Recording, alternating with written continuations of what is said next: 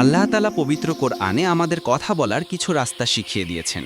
চলুন আমরা জেনে নিই কিভাবে কথা বলতে হবে। ১. কথা বলার আগে সালাম দাও। যখন তোমরা ঘরে প্রবেশ করো তখন তোমাদের নিজেদের প্রতি সালাম প্রেরণ করো। ২. কথা বলার সময় সতর্ক থাকো, কারণ প্রতিটি শব্দই লিপিবদ্ধ হচ্ছে। ৩.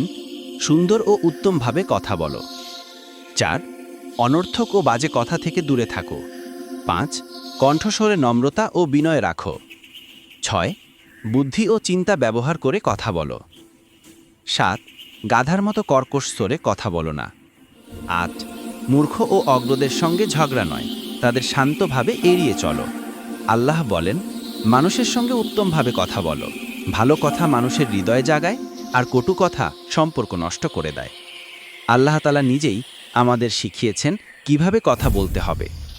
সুন্দর, নম্র ও চিন্তাশীলভাবে কথা বলাই একজন মুমিনের গুণ।